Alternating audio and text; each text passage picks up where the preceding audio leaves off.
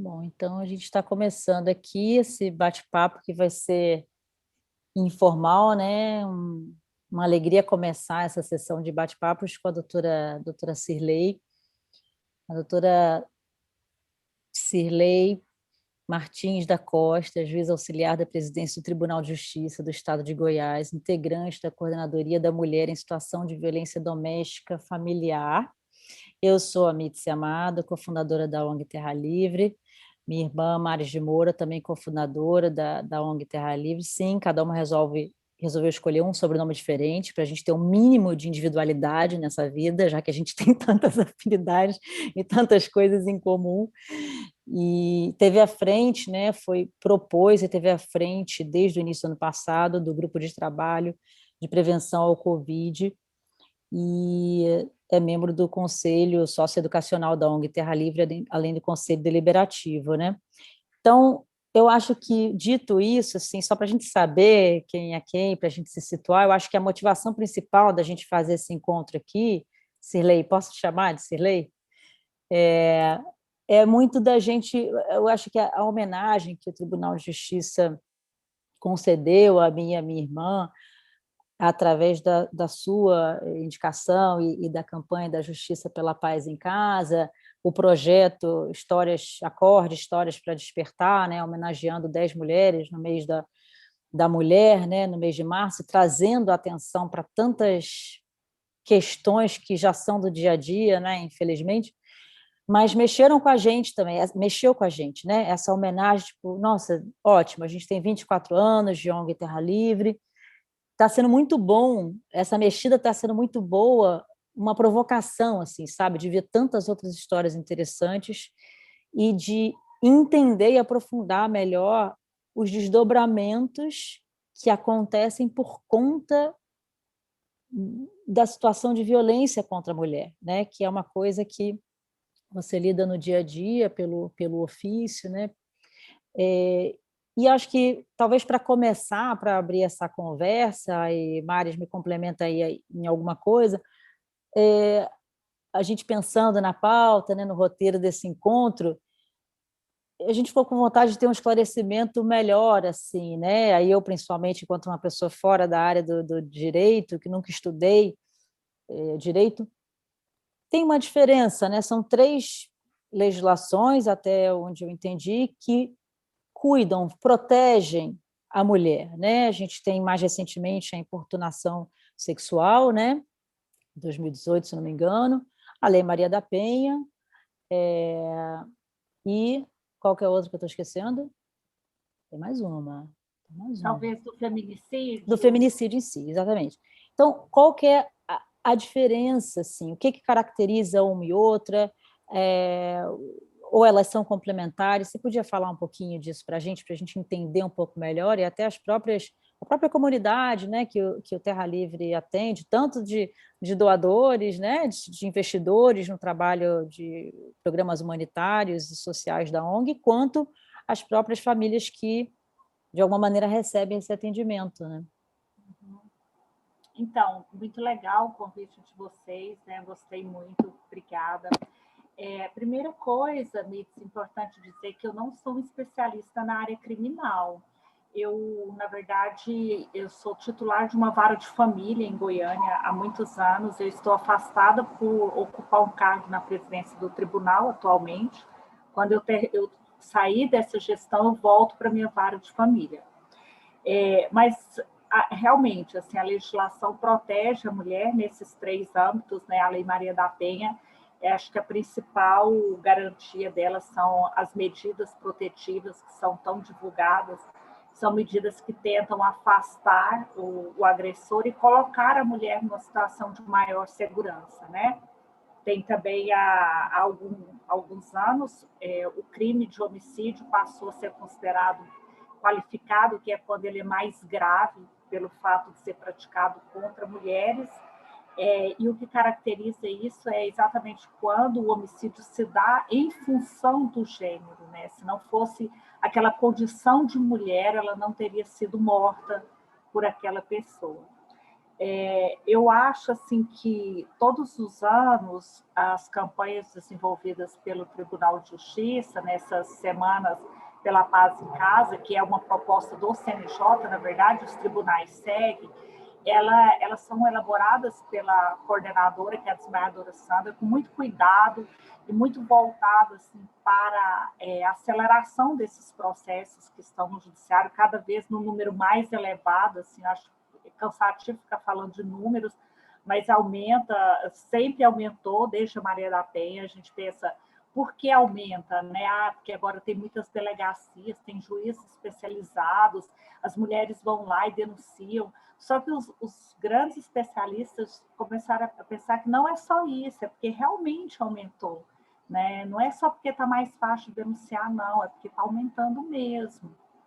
E todos os anos a desembargadora Sandra desenvolve essas campanhas muito voltadas para isso. E esse ano, quando nós estávamos discutindo as campanhas, eu fiz essa proposta, falei, gente, a gente tem que dar um tempo de tantos números negativos, né? Porque, assim, em razão da Covid, aí tudo que é ruim aumentou, né? A violência intrafamiliar aumentou contra mulheres, contra crianças, assim, você começa a assistir jornais, ver imprensa, no final você está abatido com aquilo. Então, eu fiz essa proposta, falei assim, vamos mostrar um pouco do que está acontecendo de bom também, né? E que o protagonista é a mulher, só que não na condição de vítima, mas na condição de atuante, não na condição passiva, mas na condição da pessoa que transforma, né? Assim, atuando mesmo. E aí o pessoal achou legal, e tem a nossa equipe da comunicação social, que tem pessoas assim, maravilhosas, super engajadas, né? O Luciano é uma pessoa muito envolvida com questões sociais, e aí a gente começou a pensar nessas pessoas, e a gente queria que fosse bem diversificado, né? Pessoas com diferentes histórias e atuando em diferentes lugares da sociedade. E aí eu me lembrei de vocês, né? Conheço a Maris da época de Alto Paraíso, embora assim muito superficialmente, mas conheço, assim, muitos promotores que são amigos me falam, né, do trabalho de vocês, então eu sugeri vocês, e cada um foi lembrando de uma pessoa, e a gente fez essa lista, assim, que a gente considera que são histórias de vida que incentivam, que motivam, né, que realmente desperta, e que pode despertar, talvez, em algumas mulheres, e se isso acontecer em relação a uma, eu acho que já valeu a pena, aquela consciência mesmo, né? Por que que eu estou me submetendo? Por que que eu estou nessa condição? Se eu posso sair dessa condição e assumir um papel ativo, né? Porque, assim, as histórias das mulheres em situação de violência, elas, de certa forma, têm muita semelhança, assim, no sentido de que são pessoas que vão se sujeitando e vão perdendo as características de um sujeito, né? E então, assim, é preciso uma tomada de consciência que a gente não sabe como acontece, para cada pessoa acontece de uma maneira, é preciso uma tomada de consciência para sair desse lugar de vítima. Então, foi mais ou menos assim que surgiu a ideia. Acho que eu falei tão mais do que você perguntou, né? Achei ótimo, porque tem tudo a ver, né? A razão da gente ter te chamado, né, foi por conta dessa provocação que eu comentei, e a gente ia falar sobre isso mesmo, assim, de onde é que nasce a ideia da campanha, muito legal, né, exato o que você falou, sair do lugar de vítima, peraí, quais são exemplos próximos, né, que não são exemplos internacionais, tão distantes assim, de pessoas aqui dessa comunidade que fazem uma diferença aqui, né? Então, muito legal, e também falou da diferença das três. Maris. Eu queria fazer uma pergunta, doutora Cirlei. Te ouvindo falar, me vem assim... duas questões me vieram à tona. Uma, quando eu vi pela primeira vez, eu li sobre a campanha e ver o desembargador Carlos Alberto França se pronunciando e trazendo à tona o que era a campanha, da Semana pela Paz em Casa, e falando da violência doméstica e familiar, das mulheres que vivem nessa situação, me veio uma coisa forte de lembrar assim, como é diferente a gente ver quando é um homem falando sobre isso, falando que isso tem que acabar, falando que isso tem, né, tem que ser dado um basta. Eu queria te ouvir um pouquinho sobre como que você vê essa questão de mais homens que estão começando a falar mais, que estão começando a se posicionar nesse sentido. Essa é a primeira pergunta. E a segunda pergunta, assim, queria que você entrasse um pouquinho na questão são situações, a mulher em situação de violência, ela não está só nas periferias, nas comunidades, nas mulheres em situação economicamente desfavorável. Elas permeiam a todo mundo, né? E queria te ouvir um pouquinho sobre isso. Lembramos, quando eu e a Mitz estávamos pensando como é que ia ser essa conversa, esse bate-papo, lembramos do caso da própria juíza, que no final do ano passado, na véspera de Natal, foi assassinada, né? Foi vítima de feminicídio pelo ex-marido, né? E a Mitz lembrou, qual foi o outro caso, Mitz? Da deputada, né? Da deputada Isa Pena, que teve a importunação, né? Foi um assédio na Assembleia Legislativa de São Paulo. Ou seja, mostra que são mulheres de destaque e que são vítimas dessa violência também. Então, eu queria te ouvir um pouquinho sobre essa questão também. Então, eu acho que a gente tem que realmente pensar a questão de gênero, não só a violência que se materializa dessa forma tão expressiva, mas a questão assim da discriminação mesmo como algo estrutural, da mesma forma que a gente tem que pensar o racismo. Isso está impregnado na nossa forma de ver, de falar, de se expor. E aí, eu acho que a forma de enfrentar isso é a gente primeiro assumindo, não, eu também trago uma carga disso, porque é estrutural, está impregnado em mim também. Então, está dentro da minha casa, está nas pessoas que são próximas, e eu acho que nós temos que falar sobre isso, falarmos e nos observarmos nos mínimos detalhes, por que eu fiz esse comentário, por que eu pensei dessa maneira. Então, para que isso aconteça, eu acho que tem que ter o envolvimento das mulheres e dos homens também, né? E eu acho que tem que haver o envolvimento das instituições, eu acho que isso é muito importante. E não só as instituições pensando intra-instituições, como, por exemplo, a campanha do CNJ, que é muito legal, que é do papel da mulher dentro do tribunal, ocupação de cargos e tal, mas tem que ir além disso, a gente tem que pensar assim, a instituição no sentido de como estão preparados juízes, juízas, servidores para o atendimento das questões de gênero, né? Qual que é a visão que o juiz tem dessa questão para ele se pronunciar dentro do processo?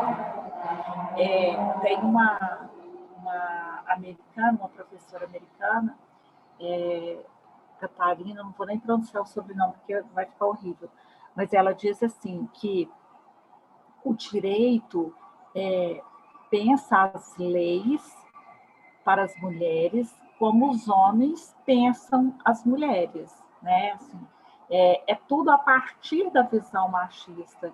Então, eu acho que é muito importante a gente ver esse presidente do tribunal se envolvendo nessa discussão, né?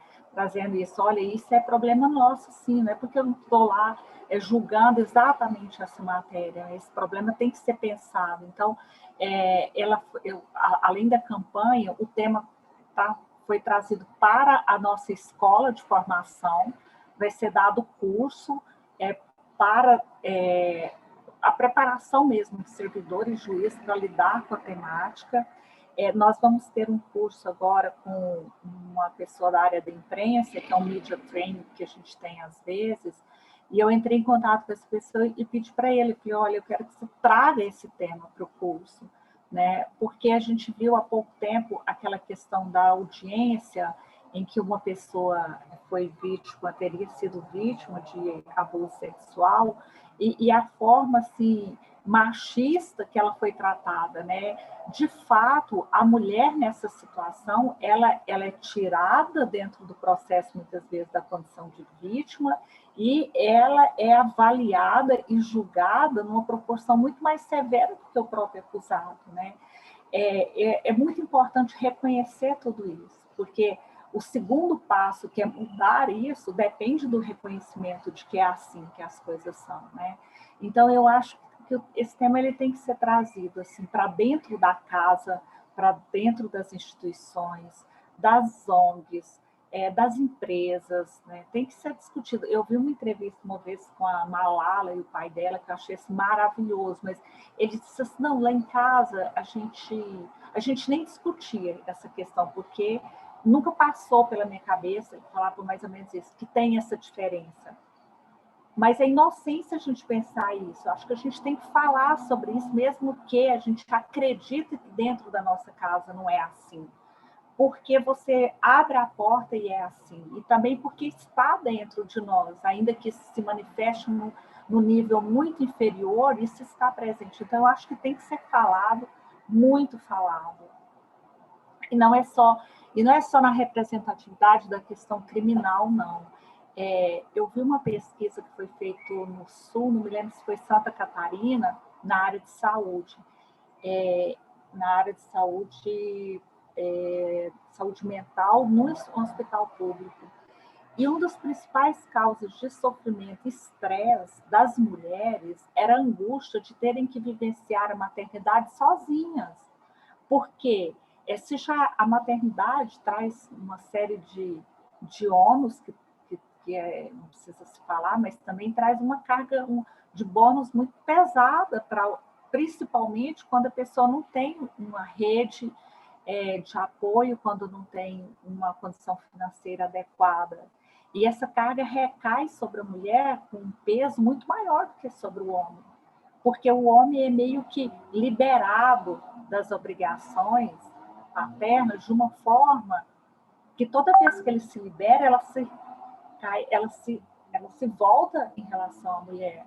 Então, assim, quando a gente pensa no problema e no sofrimento, ele não, assim,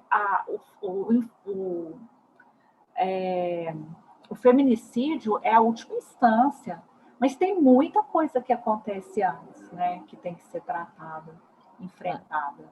Mari, você podia falar um pouco do que o Conselho Socioeducacional do Terra Livre acompanhou, né, nesse ano, que a doutora Cirlei falou não vou nem falar em números, porque números são as histórias, né?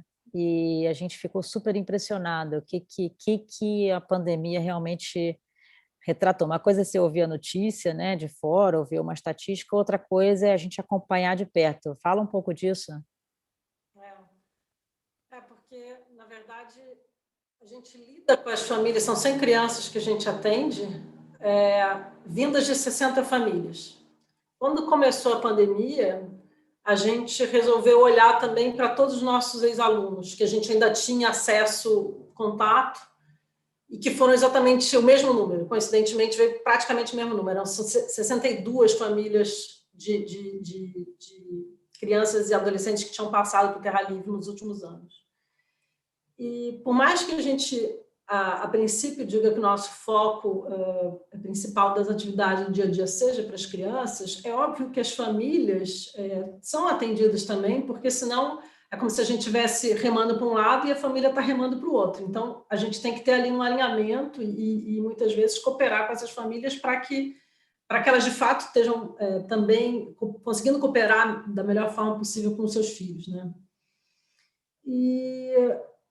Ou seja, por mais que a gente desse esse suporte às famílias, né, com a educação comunitária, conversando com esses familiares, pelo menos uma vez por mês, em atividades de palestras e tudo, e fazendo volta e meia um atendimento psicológico também com os familiares, claro que não tanto quanto as crianças, mas quando veio a pandemia, a gente viu que a gente tinha que focar muito nessas mulheres, porque foi um caso atrás do outro que a gente conseguiu dar um suporte, né? Assistência social e psicologia do Terra Livre e as próprias educadoras sociais, que são as pedagogas que fazem as oficinas com as crianças, elas ficaram em contato permanente. Tinha alguém doente, como é que está, quais são as rendas, os auxílios que a pessoa recebe, se vai ou não sair o auxílio emergencial. Então, a equipe do Terra Livre, que foi fantástica, né, continua sendo fantástica, mas trabalhou bastante durante a pandemia nesse sentido, ficou muito mais em contato com a família no dia a dia. E aí surgiu, doutora Celê, para a gente a clareza que a gente precisava, sim, focar muito nas mulheres.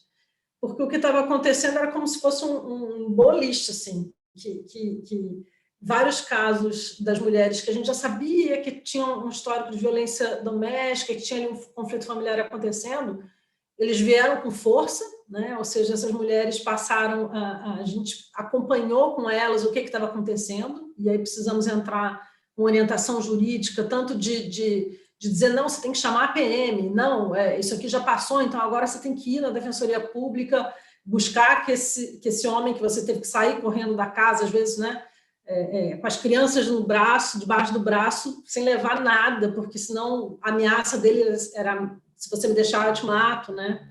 Não vai deixar nada, não vai levar nada de casa. Então, a gente se viu na necessidade de tanto dar uma assistência, uma orientação jurídica, como uma assistência social direta para essa mulher, né?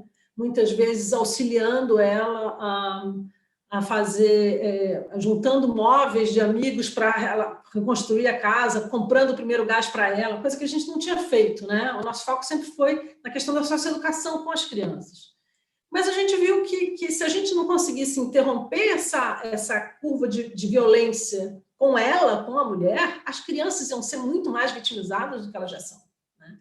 Então, a gente teve que entrar com mais foco, né, na assistência social e psicológica, né? A gente fez, né, a psicóloga fez atendimento com várias mulheres nesse sentido e ainda faz, né, para ajudá-las também a terem clareza do que está acontecendo com elas, né? Várias já vinham de um histórico de repetição, já perdoou a primeira vez, a segunda vez teve uma medida protetiva, mas chegou na hora de encontrar com o juiz e disse, não, eu já perdoei, né? E de ajudá-las a terem a força de fato, optarem por elas, pela vida delas, a dignidade, a valorização delas e pela saúde física e mental dos filhos, que também sempre pegavam as rebarbas disso, né? Então, a gente se viu nessa...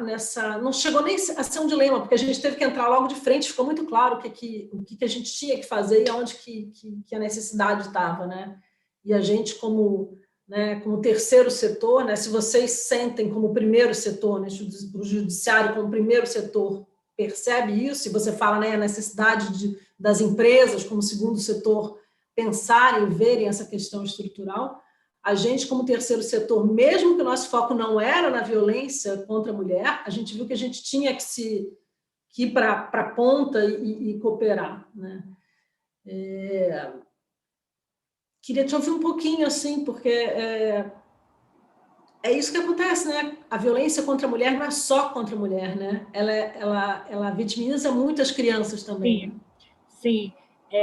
Tanto é que agora a lei diz que não só a criança que é vítima de crime, mas que testemunha o crime, deve ser ouvida por meio daquele depoimento especial. Porque para a criança, eu acho que ver aquela situação de violência contra a mãe é tão traumatizante quanto quando é ela própria a vítima, né?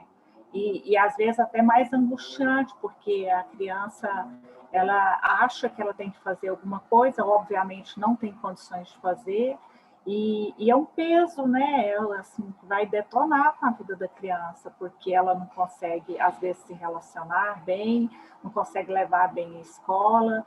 Então, assim, é um problema que ele tem reflexo muito além da própria vítima, né? Vai muito além disso. Acho muito legal isso, assim, de vocês terem essa percepção e fazer essa atuação, porque se você pensa que o foco é a criança, como você falou, essa criança ela tem que ser protegida desse ambiente hostil, né? Inevitavelmente, porque senão ela não vai estar protegida, né? Por mais E normalmente o cara que é agressivo, ele vai ser agressivo com a mãe e vai ser agressivo com a criança também, né? E aquilo que você falou, às vezes a agressão física é a última na etapa. A criança que está vendo a mãe sendo agredida fisicamente, ela está sendo agredida também emocionalmente, mesmo que nenhum dedo esteja sendo encostado nela, né?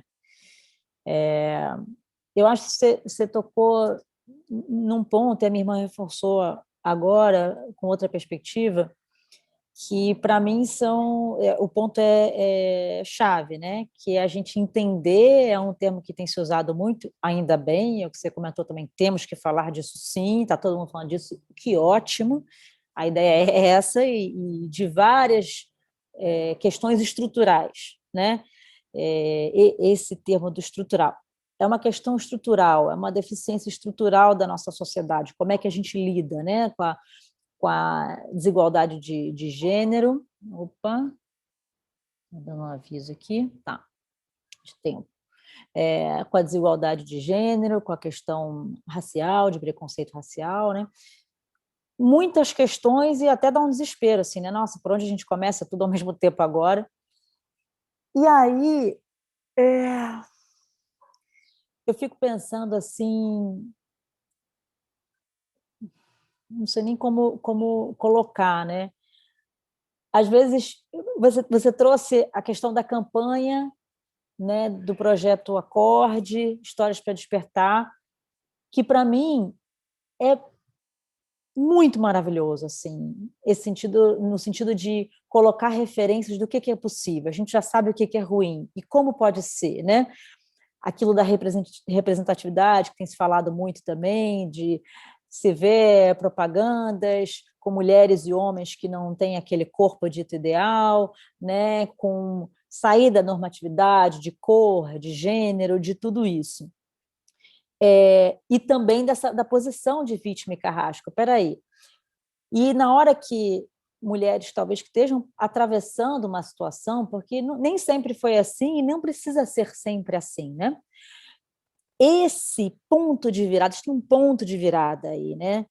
Eu fiquei até arrepiada, porque eu acho que tem uma questão psicológica muito forte, que a gente não vai se ater aqui, né? A gente não é psicólogo, mas muito interessante também da gente entrar. Eu estava agora há pouco conversando com um ex-aluno do Terra Livre, que hoje tem quase 30 anos de idade, e se formou em veterinária, trabalhou com veterinária, agora resolveu embarcar no desenho. E ouvindo tudo isso, ele contando e tal, o que está fazendo, e que o desenho está exposto na galeria tal, que ele está com um trabalho, vendendo um trabalho para uma empresa em Portugal, que dá uma felicidade. E ele fala assim, nossa, o Terra Livre foi muito mais importante do que vocês acham que foi, porque eu acho que tem um ponto de virada nesse sentido de entender que pode ser diferente, né? Que não precisa ser assim. Você vê casos como, imagina, Luísa Brunet, quem ia imaginar, né? Que bom que ela teve a coragem, a dignidade, a força, a beleza, sabe? Uma mulher forte, poderosa como ela é, de vir compartilhar, na época, né, 2015, se não me engano, em rede nacional e internacional, a violência que ela tinha sofrido pelo companheiro dela, o então companheiro, né? E sim, isso acontece também comigo, e eu vou botar a boca no trombone, falando em bom português, e vamos fazer diferente, porque não precisa ser assim. Não sei, vocês duas aqui, estou aqui filosofando, pensando em voz alta, né? A partir do que vocês comentaram. O que vocês imaginam que ingrediente ou ingredientes fundamentais para que essa virada de chave, vamos dizer assim, aconteça? Tipo, peraí, isso não me pertence mais, pode ser diferente, eu não quero mais um companheiro assim, eu quero... Onde é que se precisa chegar? Que ingrediente precisa ter nessa fórmula para acontecer essa virada? Eu acho que uma coisa que às vezes que funciona como um gatilho é a pessoa se identificar com outra pessoa que passou, que passa e que consegue. Eu acho que é um gatilho assim muito legal, porque nós precisamos de referência, né? Nós vivemos muito assim de referência.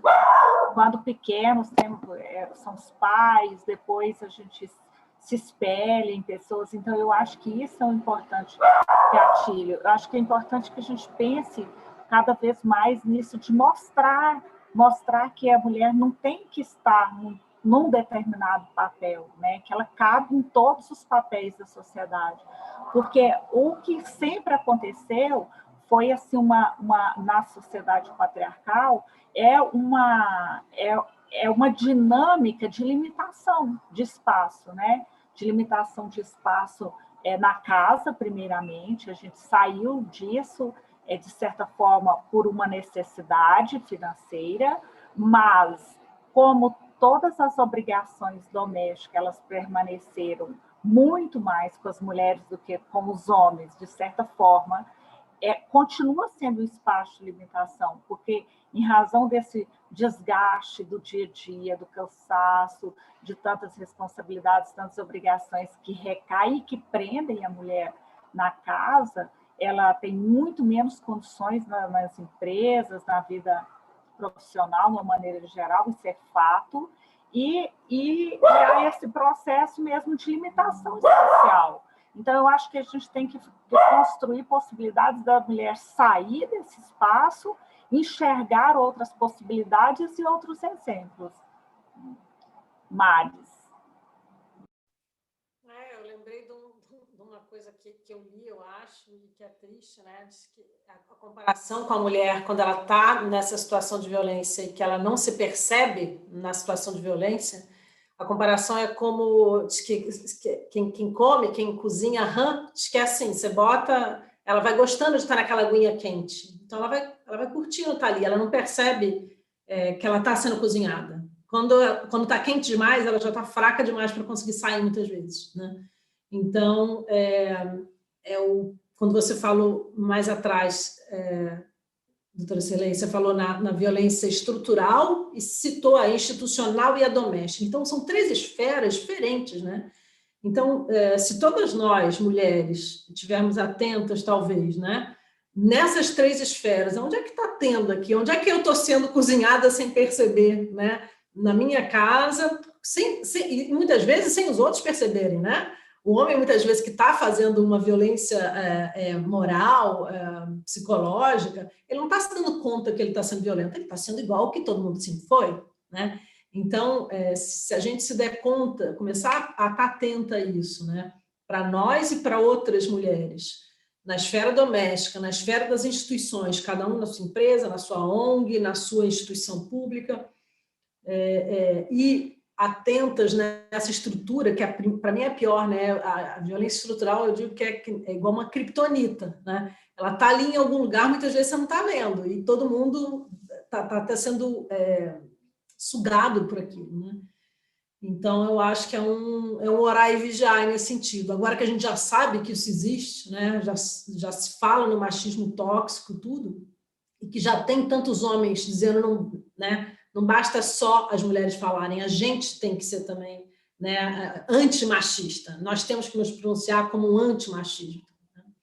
Então, acho que é um trabalho de formiguinha, é um processo, mas que tem que ser o tempo todo, né? Para estar atento e para estar ensinando, a gente está aprendendo a ser diferente. Né?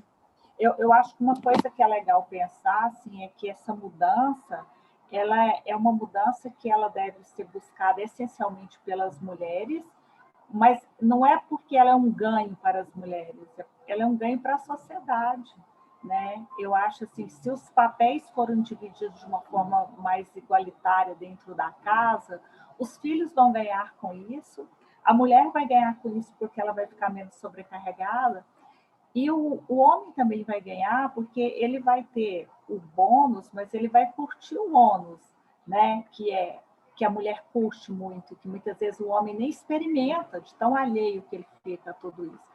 E eu acho que na sociedade, de uma maneira geral, quanto mais houver esse equilíbrio, né? Uma igualdade no sentido de que não tem pior nem melhor, mais rica a sociedade fica, mais espaço surge e melhor as pessoas se acomodam nisso. Então, eu acho que é um ganho para todos, né? Olha só.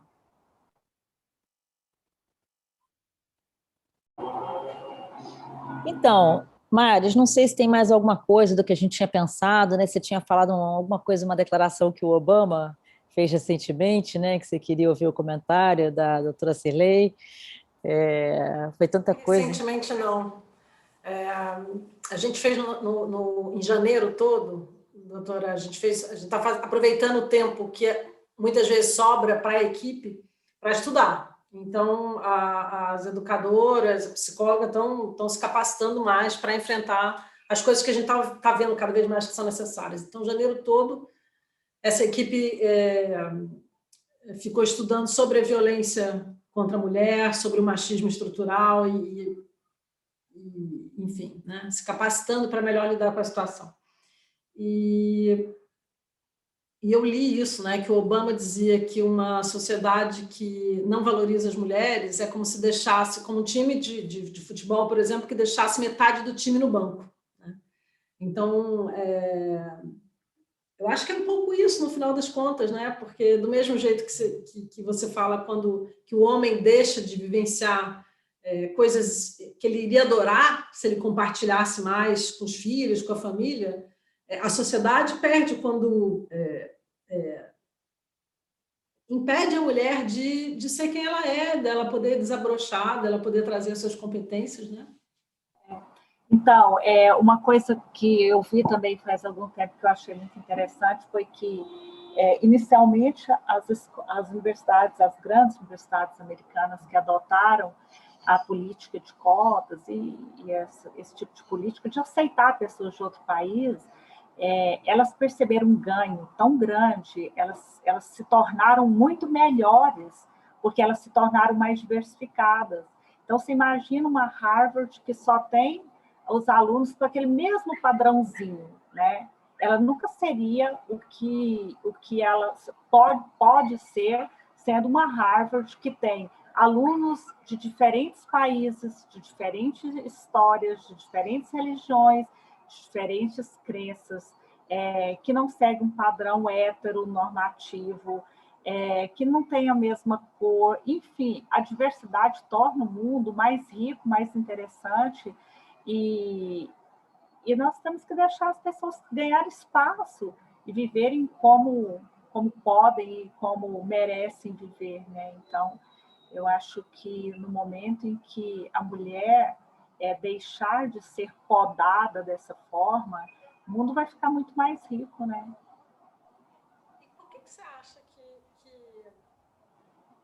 os homens continuam podando? Ok, tem a questão cultural da repetição, mas qual que seria a raiz? Qual que é o motivo? Assim, é meio achismo, né? Porque tem tanta gente estudando isso, tantas teses, mas eu penso assim que o homem ele luta para marcar o seu espaço muito em relação a outros homens, né? É necessário que outros homens saibam o quanto este homem ele é macho, né? Naquele sentido mais tradicional.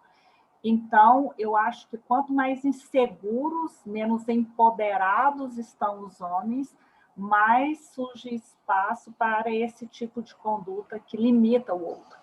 Porque quando a pessoa se sente inteira, plena e capaz, ela não tem necessidade de limitar ninguém, né? Então, eu acho que é bem por aí. E aí eu vejo o que está acontecendo com adolescentes, muitos meninos de 16, 17, 18 que começam a relacionar e começam impondo regras para a namorada do tipo, você não pode pôr biquíni, você não pode ir para a academia, você não pode ir para uma festa com sua amiga, você tem que se afastar dessa ou daquela amiga. Então, assim, por que isso? Nós pensamos, está acontecendo com homens da terceira idade. Não, está acontecendo com adolescentes, com meninos adolescentes. E por quê? Porque talvez sejam pessoas que também já estejam nascendo para a vida de forma insegura, se sentindo incapaz, coisas do tipo. É surreal, né? Ouvir exatamente, né? São homens da terceira idade, né? Não, são meninos de 16 e 17 anos, né? Você falou mesmo, tem muito estudo sobre isso, e dá vontade, hoje em dia que a gente tem acesso, né, à informação, parece que a gente nunca sabe o suficiente, né? Mas realmente esse ponto, né, conforme as mulheres, sei lá, dos últimos 30, 40 anos, né, isso vem ganhando algum protagonismo, é forte dizer, mas saindo da sombra de uma longa história, né? Esses dias não, já tem tempo, vi uma palestra do Leandro Carnal falando sobre isso, e aí você fala, meu Deus, tem tanto tempo disso, quanto tempo a gente vai levar para desfazer essas armadilhas, né? Tem uma professora que eu gosto muito, que é a Rita Segato. Na verdade, todos os vídeos dela são em espanhol. Ela aposentou na UNB, mas ela voltou para a Argentina. Para mim, uma das pessoas assim que falam com mais propriedade sobre esse tema. Rita Olha, Segato. maravilhoso. No YouTube, tem aos montes. Vou procurar com certeza, porque tem um desencaixe também, né, do universo masculino, dos homens. Espera aí, então elas estão assim agora, como é que eu me comporto? Como é que eu lido com essa mulher? Eu tenho que domá-la ainda mais, né? Sei lá o que passa de novo a psicologia, né, no inconsciente, ou que eles ficam ainda mais inseguros, né, ao invés de ficarem orgulhosas e admirando, né, não, mais inseguros. Então, opa, espera aí, que acabou outra conversão aqui. É delicado, né? Um reposicionamento, né, de papéis, e que eu acho que muitos ficam perdidos, né, nesse processo de transformação que a gente está vivendo. Apesar de ainda ter muito a se caminhar, é preciso reconhecer que já se caminhou bastante, né? Se pensar na relação dos nossos avós ou bisavós, e nós três hoje estarmos aqui conversando sobre isso, já é muita coisa, mas está longe de ser o suficiente, né? Então, nossa, eu podia ficar conversando com vocês hoje a noite toda, até de noite, já está escurecendo aqui, eu estou tranquilona, se vocês vierem com o tempo, a gente vai até as 10 da noite. Me vem na cabeça que o marcar presencial para o fim da pandemia, né, gente? Nossa. A gente começa a sentir tanta falta. A gente não sentir, né? Sentar numa mesa, conversar com as pessoas. Meu Deus. É bom, né? Tem um enriquecimento, trocar ideia, de ouvir a perspectiva do outro, parecida ou diferente, né? O que é, Maris? Não, eu me lembro de que sim, essas conquistas todas que aconteceram também tem que ser um orar e vigiar para a gente não perder, porque é fácil perder, né? Sim. É fácil perder. Então, às vezes a gente pensa que nesses temas há uma evolução, mas nem sempre. Às vezes a gente evolui em umas coisas e retrocede em relação a outras, né? E vai e volta. Então, eu acho que é uma vigilância constante e não ter essa inocência de pensar assim, nisso a gente não retrocede mais, isso ficou superado. Não, tudo pode acontecer, né? Gente, vamos para as considerações finais? Eu já estou querendo marcar o próximo encontro. Maris. Não só você ter topado vir aqui conversar com a gente, mas feliz de ver esse movimento tão proativo do judiciário fazendo isso, né? Para mim foi uma surpresa quando eu vi, né? Vi a própria Semana pela Paz em Casa, e aí me puxou e eu vi o movimento da doutora Renata Gil, né? Enfim, da Associação Brasileira de Magistrados, eu acho, né? Enfim, porque isso tem um peso, né? Isso tem um peso estrutural, do mesmo jeito que tem uma violência estrutural e a violência institucional contra as mulheres, tem um peso você ter essas histórias positivas institucionais e estruturais também. Então, um tamo junto, né? Temos que continuar, não dá para parar. Gente, eu também agradeço, achei muito legal poder falar com vocês, falar um pouquinho sobre como foi o acorde, né?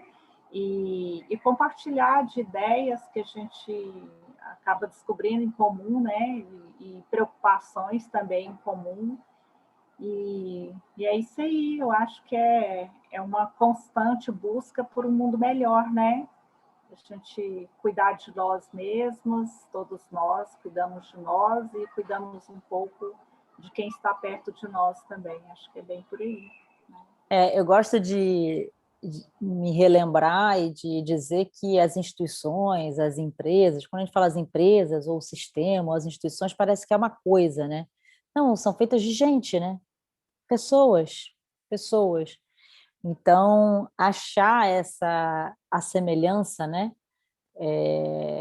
Nos aproxima, né? Apesar de todas as diferenças, nos aproxima. Então, muito bom, assim, obrigada pela homenagem, apesar de sempre achar que, sei lá, não precisava, não tem muito sentido, que o que a gente faz é tão pouco, né? Tão ínfimo, realmente, né? Mas a gente faz, pronto, já me a gente faz com verdade no coração, né? A gente faz com muita vontade de transformar, a gente faz de verdade, a gente faz com amor, né? Então, eu acho que isso de alguma forma reverbera, né? Reverbera energeticamente, reverbera no mundo, é o pensar globalmente e agir localmente, né? Então, a gente procura no Terra Livre, não só eu e minha irmã como cofundadora, mas eu acho que toda a família Terra Livre, né, desde a equipe de trabalho até os investidores que entram com grana ou que entram com seu trabalho voluntário, são investidores do seu tempo, que é coisa mais valiosa do que tempo hoje em dia? Não tem, né? Então, isso aqui que a gente está fazendo hoje, né, você parar o seu dia, no plena quarta-feira, a gente no último dia do mês de março, né, para falar juntas que todos os dias, seja o dia da mulher, do homem, da criança, do adolescente, do idoso, da idosa, né, e que dentro de menor tempo possível a gente não precise mais ter essas datas, esses marcos para a gente se relembrar de que a gente tem mais semelhanças do que diferenças, né? E que a equidade, a igualdade deve realmente ser uma verdade não só na lei, né? Então, puxa vida, muita alegria aqui no nosso encontro, de conhecer virtualmente, em breve será pessoalmente, o quanto antes possível, né? E obrigada pelo tempo dedicado, obrigada pela indicação aí dessa homenagem que o TJ de Goiás fez para o Terra Livre através de mim e Damares como cofundadoras. E, de fato, de verdade, eu estou já deixando aqui já um segundo convite com data a ser confirmada para a gente combinar, escolher um tema que a gente entenda importante e fazer um outro bate-papo, porque faz bem, só por isso. Obrigada, meninas. Estou à disposição, viu? Muito bom. E foi mais do que merecida. Foi ótimo. Todas as 10 histórias com as 11 mulheres, todas lindas, maravilhosas, inspiradoras mesmo. Parabéns para você. Maravilhosa é você, já estou fã. Um beijo. Obrigada pela ideia. A ideia partiu, né? Então, pronto. Obrigada, gente. Beijo.